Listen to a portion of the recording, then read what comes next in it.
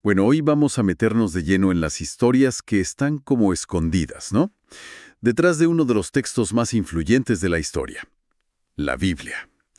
Y, a ver, una aclaración importante desde el inicio. Esto no es un análisis teológico, para nada. Es una exploración de su construcción, de su lado humano e histórico. Exacto. La fuente que estamos usando es un libro fascinante que recopila preguntas muy comunes sobre la Biblia, pero las responde desde el estudio moderno. Es un ejercicio muy bueno para ver cómo la razón y la historia pueden dialogar con la fe y la tradición. Y ese es justamente el objetivo, entender cómo se armó este libro que conocemos, desde algo que parece tan básico como los capítulos y versículos, hasta el origen de sus palabras más sagradas. Creo que ver ese detrás de cámaras nos puede dar un significado mucho más profundo. Bien, empecemos por la arquitectura, por la estructura misma. Cuando abrimos una Biblia, vemos todo perfecto. Libro, capítulo, versículo. Súper fácil citar Génesis 1:1. Pero, ¿siempre fue así? ¿Los autores originales cuando escribían ya lo hacían con esta división en mente? Qué buena pregunta para empezar, porque la respuesta es un rotundo no, ¿No? para nada. Es algo que damos por sentado, pero es una invención muy posterior. Los textos originales, en hebreo o en griego, eran rollos de papiro continuos, un bloque de texto sin parar. O sea, un muro de letras, básicamente. Exacto. Muchas veces sin capítulos, sin versículos, a veces incluso sin espacios entre las palabras. ¡Qué locura!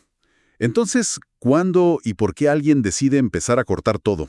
Las primeras divisiones nacen por una necesidad práctica en la comunidad judía, un fin litúrgico. Para leer en la sinagoga, me imagino. Justo, para organizar las lecturas semanales de la Torá, los primeros 5 libros la dividieron en 54 secciones. Se llaman Perashiot. Pero ojo, no son los capítulos que conocemos. Entiendo. Eran divisiones para el servicio religioso. Pero entonces, los capítulos que usamos hoy en todo el mundo, en Biblias judías, cristianas, todas, ¿de dónde salen? Ah, esa es la clave.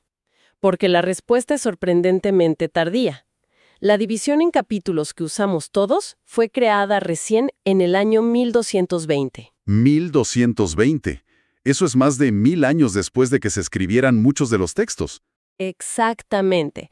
El responsable fue un profesor de teología en la Sorbona, en París, un hombre llamado Esteban Langton, que luego, de hecho, fue arzobispo de Canterbury. O sea que por siglos y siglos, nadie leyó la Biblia con los capítulos que hoy nos parecen tan obvios. Así es.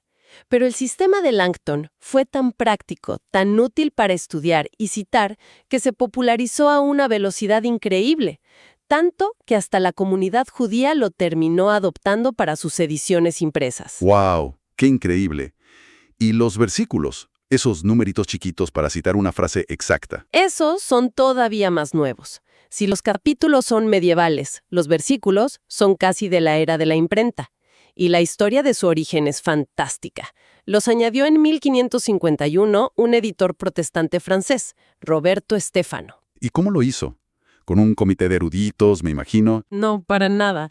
La anécdota contada por su propio hijo es que Stefano hizo toda la división durante un viaje a caballo de París a Lyon. No puede ser. ¿Me estás diciendo que la microestructura de uno de los libros más analizados de la historia se definió al trote de un caballo? Tal cual, y por eso a veces los cortes se sienten tan arbitrarios. Ahora entiendo todo. Claro. Hay ejemplos muy claros. El capítulo 6 del libro de Daniel, por ejemplo, empieza literalmente en medio de una frase que quedó cortada del capítulo anterior. Un corte muy torpe. Me lo imagino rebotando en la silla y poniendo un número donde cayera. Y hay un caso todavía más alucinante. Está en Génesis capítulo 2, versículo 4. Ese versículo es un puente entre dos mundos. La primera mitad de la frase pertenece a un relato del siglo VI a.C.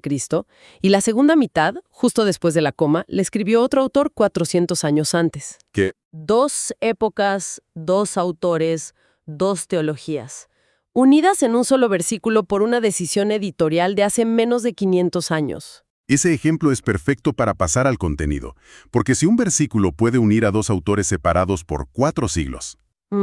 Eso nos lleva a algo que confunde a muchísima gente al leer el Génesis. Al principio, no hay una, sino 2 historias de la creación.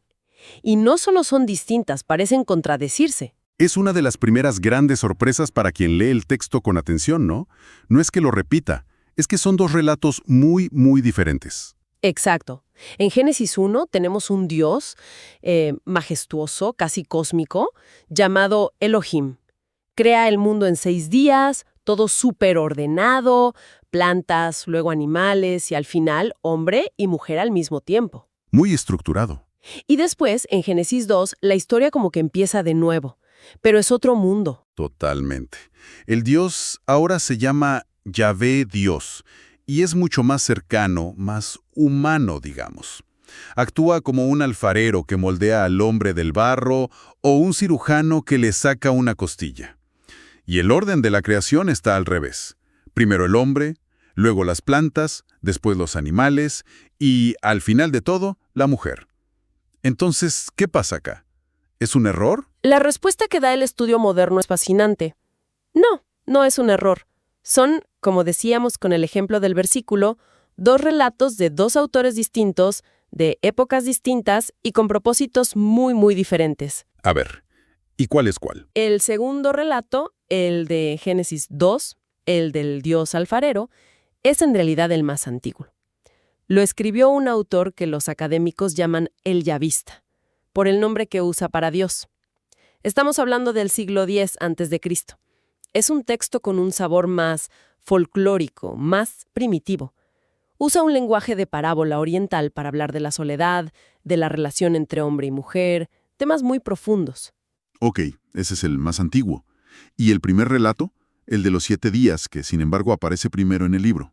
Ese se escribió unos 400 años después, en el siglo VI a.C.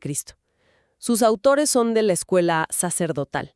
Y el contexto lo es todo. Lo escribieron durante el exilio en Babilonia. O sea, en plena crisis de identidad, derrotados, lejos de su tierra. Exacto. Y estaban rodeados por la cultura babilónica, que era súper poderosa y tenía sus propios dioses, sus propias historias de la creación. Entonces, Génesis 1 no es un informe científico, es una declaración teológica potentísima. Una respuesta a lo que estaban viviendo. Justo. Por un lado era una respuesta al politeísmo.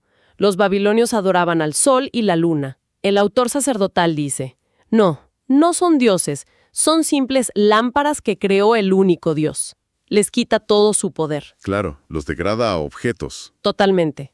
Segundo, refutaba el dualismo, la idea de un Dios bueno y un Dios malo.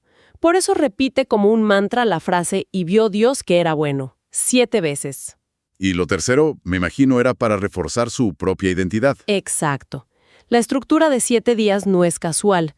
Culmina en el descanso del sábado, el Shabbat, una práctica que los mantenía unidos y los distinguía de los demás en el exilio. Entendido. Entonces, el editor final del Génesis tenía estos dos relatos, con sus contradicciones, y en lugar de elegir uno o mezclarlos, decidió poner los dos, uno después del otro.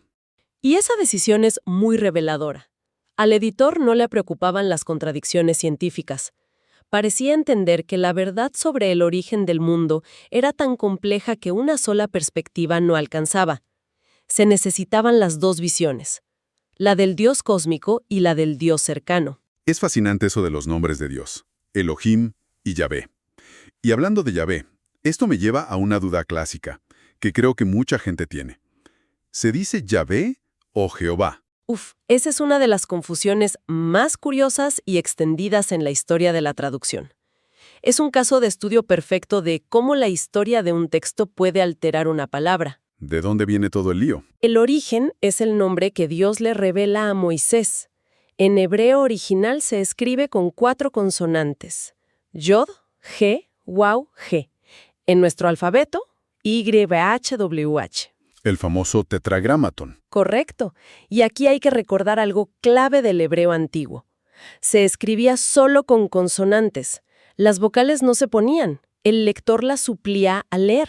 Ok, pero después del exilio en Babilonia, pasó algo con ese nombre, ¿no? Sí. Por un profundo respeto, por un temor reverencial, los judíos dejaron de pronunciar el nombre sagrado en voz alta, para no tomarlo en vano. Cuando llegaban a YHWH en la lectura, hacían una pausa y decían en su lugar Adonai. Adonai. ¿Qué significa? Significa mi Señor. Entonces, en el papiro leían YHWH, pero de sus labios salía Adonai. Y con el paso de los siglos, la pronunciación original se fue perdiendo. ¿Se olvidó? Y aquí entra la pieza clave de la confusión. Mucho más tarde, entre los siglos 7 y 10 de nuestra era, aparecen los masoretas, unos eruditos judíos obsesionados con preservar el texto. Y para que no se perdiera la pronunciación, inventaron un sistema de puntitos y rayas para indicar las vocales. La solución al problema. Sí, pero cuando llegaron a YHWH, tenían un dilema. No querían escribir las vocales de un nombre que no se debía pronunciar. ¿Y qué hicieron? Una solución muy ingeniosa, pero que generó todo el malentendido. Decidieron hacer una especie de recordatorio para el lector. Tomaron las consonantes de la palabra escrita, YHWH, y le insertaron las vocales de la palabra que se debía decir en voz alta, Adonai. A ver si entendí. Mezclaron las consonantes de una palabra con las vocales de otra. Exactamente. Las vocales de Adonai son, a grandes rasgos, A o A. Por una regla fonética, la primera A cambia a E. Así que tomaron YHWH y le metieron las vocales E o A. ¿Y el resultado es? Jehová. Jehová. Increíble. O sea que la palabra Jehová es básicamente un error de transcripción medieval, un recordatorio. Es una palabra artificial, un híbrido que nunca existió en la antigüedad y que en sí misma no significa nada. Es la fusión de las consonantes de una palabra con las vocales de otra. ¡Wow! Entonces, si Jehová es un error, ¿cómo estamos tan seguros de que la pronunciación correcta es Yahvé? Tenemos varias pistas muy buenas. Por un lado, escritos de autores cristianos de los primeros siglos, como Clemente de Alejandría. Ellos escribían en griego y no tenían esa prohibición. Y ellos transcriben el nombre como Yahweh, que fonéticamente es casi idéntico a Yahvé. Y la otra pista está dentro de la propia Biblia, me imagino. Justo. En muchos nombres hebreos que contienen una forma corta del nombre de Dios, como en Aleluya, que es Haleluya, alaben a Yah, o nombres como Isaías, Yeshayahu, o Elías, Eli-Yahu. Ese Yah o Yahu al final confirma que la vocal original era una A, no la E, que vino prestada de Adonai. Es alucinante. Una palabra que define la identidad de grupos religiosos enteros. Nace de un intento respetuoso, pero al final erróneo, de preservar un texto. Bueno, haciendo un balance de todo esto, el recorrido de hoy nos muestra algo fundamental, ¿no? La Biblia que tenemos en las manos es el resultado de un proceso histórico larguísimo, complejo y sobre todo muy humano. Así es. Su estructura, los capítulos y versículos que nos parecen tan naturales, son un añadido práctico que llegó siglos, milenios después. No son divinos. Y sus relatos, como los de la creación, a veces no buscan dar una sola verdad literal, sino que presentan múltiples perspectivas, incluso contradictorias, para expresar una verdad más profunda. E incluso sus palabras más sagradas, como el nombre de Dios, tienen estas historias fascinantes, con errores de transcripción que nos revelan la mano humana y las circunstancias de su transmisión. Pero entender todo esto no le quita importancia al texto. Se siente todo lo contrario, de hecho. Para nada. Yo creo que le añade una dimensión mucho más rica. Nos ayuda a separar el mensaje central de los elementos culturales o históricos de su tiempo. Es una invitación a una lectura más consciente, más crítica y, en mi opinión, mucho más madura. Y esto nos deja con una reflexión final para quien nos escucha. Los antiguos editores del Génesis, los primeros guardianes del texto, decidieron conservar dos relatos contradictorios sobre la creación. No los fusionaron, no eliminaron uno. Si ellos, en ese momento, no estaban buscando una única verdad literal, fáctica e inmutable, ¿qué nos dice eso sobre cómo deberíamos aproximarnos hoy a los textos que consideramos fundamentales, ya sean religiosos, históricos o de cualquier otro tipo?